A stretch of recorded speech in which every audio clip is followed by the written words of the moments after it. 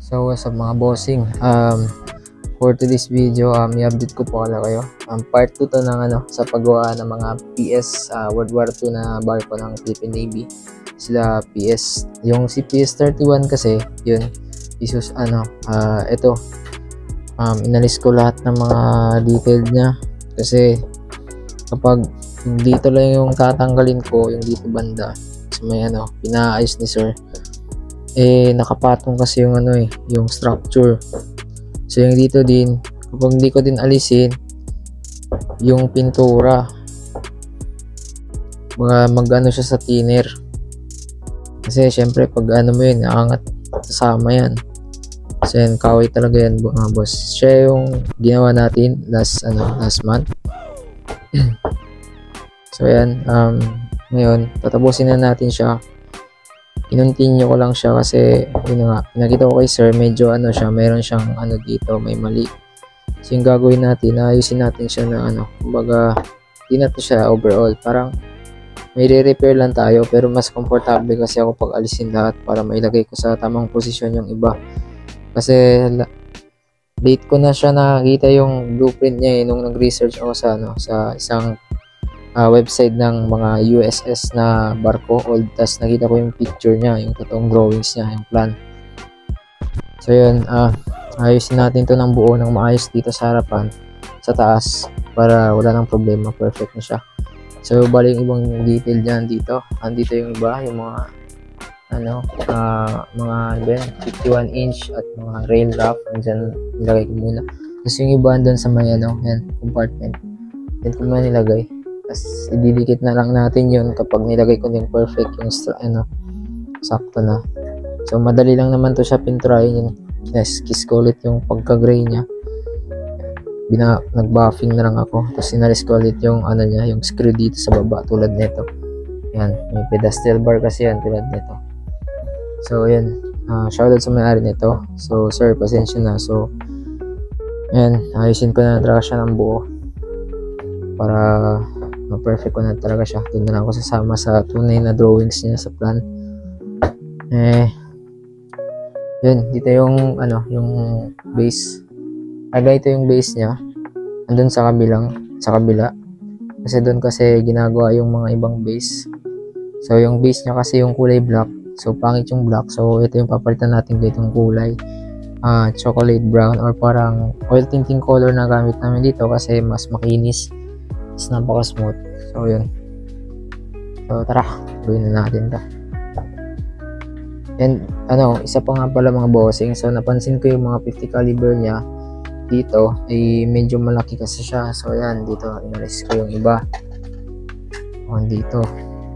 So inalis ko muna yung iba kasi medyo malaki siya. Ayan malaki siya konti.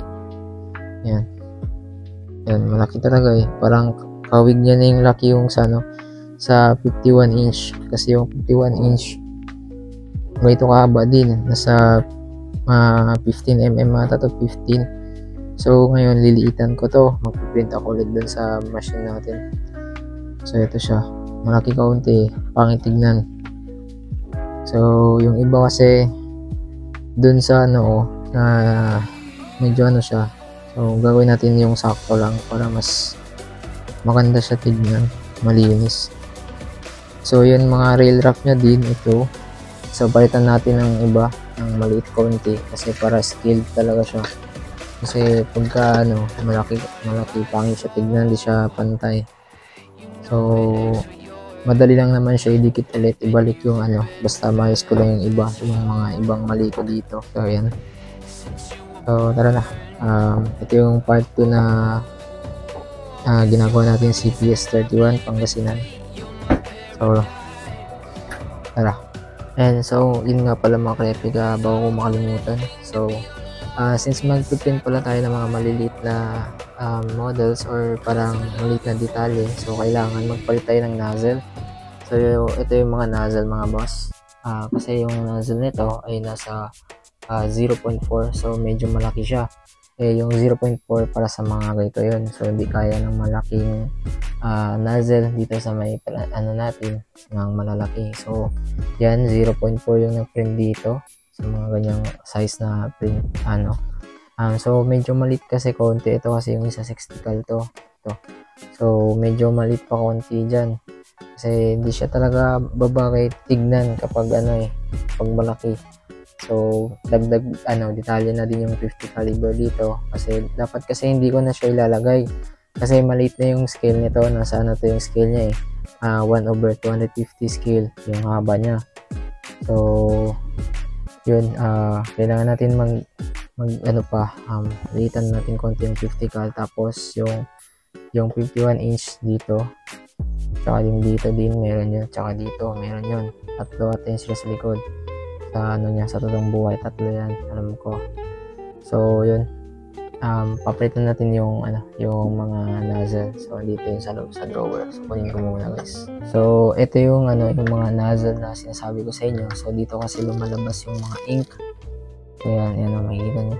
0.4, medyo malaki yung butas yan. Makita nyo yung butas, diba? So kailangan mas maliit pa. So 0.4 to lahat. So hanapin ko lang yung 0.2 dito.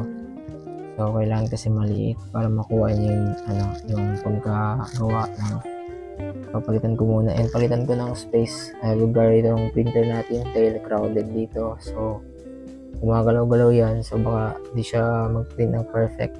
And then yung railings pala nito, napansin ko medyo tabi kasi gamit ko last month. Wala pa ako nung so ito yung gamit ko dati. So yun, nag-decide na din ako tanggalin na talagang lahat kasi napapangitan na din ako sa niya. So ganito yun. So ngayon ang gagawin natin, ang gagamitin natin ganito na. Yan, makikita nyo dito. So yan sir, kung mapapanood mo to, so ito makikita mo. Ito, mas maganda to.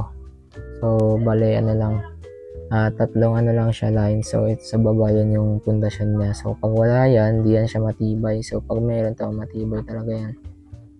So kaya yan, nag-decide na lang din akong alisin yan. So kaunti na lang din yung natin dito. So palitan natin ng bago. Magpiprint na lang din talaga tayo ng bago kasi ito yung ibang ang liit na talaga nito. So pwede naman sana to kaso sobrang liit. Ito yung mga ibang railings. So pangit din to, sobrang liit. So hindi siya babagay tignan. Yan, makikita niyo. So kailangan medyo mataas kaunti dito. Ganyan. So ito kasi 4.1 mm to. So medyo mataas. I think mga nasa 7 or 6 ganyan kataas konti. So yan, makikita mo. Diba? Medyo malaki na din to, sobra. So palitan natin ng bago to. So yung mga iba na medyo since may chance pa natin itong ayusin. So gawin na lang natin para mas maganda din siya tignan and malinis. So let's go. Palitan ko muna ng lugar to dun sa kabila. And then ipiprint na natin. So ito nga po yung part 2. So abangan nyo yung part 3 sa susunod ng video mga bossing. I-update ko kayo ulit. So yun lang, huwag nyo kalimutan mag-subscribe, follow, share, and comment sa mga bago nyo. Yun lang mga bossing. Salamat sa support nyo.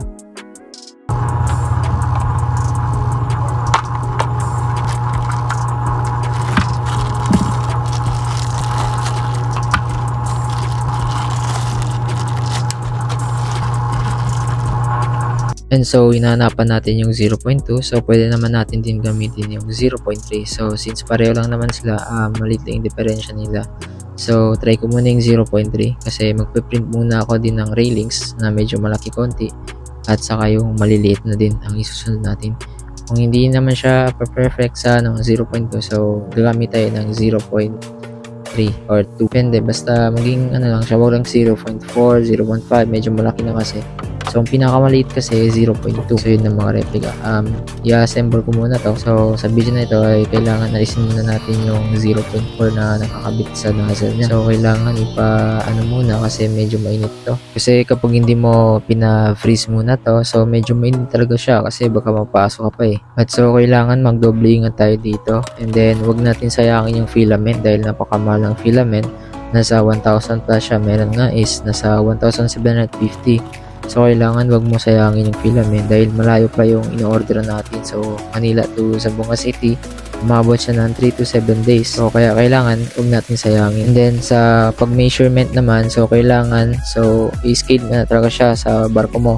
And then, i-measure mo na lahat ng mga detail na kakailanganin mo, ilista mo na. Kasi kapag nagsimula na tayo mag-print, o saka mag-iisip ng size niya, So ura-urada, so mahirapan ka, and then sayang naman yung medyo tumataas kasi yung kuryente kapag patay sindi yung machine mo, medyo malaki siya sa konsumo. So kailangan pag andun na, so mag-iisip-isip ka na ng mga size na babagay sa kanya, or kapag may drawing talaga, so mas perfect kasi kukuha ka lang ng caliper na mag-measure sa mga mm or ganun, centimeter. So basically, so makukuha mo agad yung measurement niya. And then yung dati kasi, yung iba hindi ko na siya na-measure kasi akala ko pantay lang siya, pareho lang siya dun sa So nung nakita ko yung original plans nito, magkaiba talaga. So iba yung drawing, akala ko yun na talaga yung drawing niya. Yung sa Google lang yung nakita ko yung iba. And then meron din naman na sinend si sir, pero yung sa totoong drawing niya talaga iba kasi is naka-scale na yung drawing niya. So sa sakto din 1:250 yung scale na to. So sakto din sa drawing na yon. So nakita ko is 1:50 na din. So kaya yun. So perfect yun. So doon natin kunin para makuha ko talaga yung perfect na niya. Magdagdag din tayo sa mga ibang antennas niya, dun tulad sa mga radar. So gawin natin is 3D print na din. So yung iba kasi nasa siya, plastic din siya, yung tinatawag na Sintra board, pero mas perfect talaga yung 3D printer kasi machine yung gumagawa sa kanya. So ang gagawin natin is dedicate na lang. So sa video na to, so last part na to. So see you next part 3. So yan yung pinalaki kaunti yung railings, guys. So i-update ko kayo sa susunod na video. Medyo matagal to siya mag-print. So yan yung makita nyo parang letter C na parts ng model. So yan yung nasa gilid sa may buntot, sa may side, parang crash guard siguro yan tawag dyan, ewan ko, basta meron yan siya So yan, ganyan yung style ng mga World War II na barko, old model. So balay yan, nakita ko din sa files kanina. So yan, ginawa ko na din para maganda. So yan, nakikita nyo naka-gloves ako, diba? Kasi nagkakakuryente din, or parang may ground siya. So kailangan doble ingat. So yun ang mga replica, panoorin nyo yung pag-print sa kanya. Medyo mabusisi, medyo matagal. So kailangan na ng patient. So kailangan mag-doble ingat. So yun ang mga replica. Maraming salamat sa panonood ka replica. And then ito nga pala yung isusunod na video natin mga replica. Next content natin ito. Ito nga pala si PC390 and 392. So, abangan nyo yung susunod na video natin. So, marami-rami pa tayong content na gagawin, and marami-raming project pa rin yung gagawin natin. So, shoutout nga pala sa number 1 suki natin, Philippine Navy. So, after nyan ay susunod natin yung mga merchant ship tulad ng mga ganitong barko, mga oil tanker, crude oil, at iba pang mga barko ng bulk carrier at mga cargo ship. So, ito nga pala yung sample natin sa oil tanker or chemical ship. So, ito nga pala si Princess Daisy.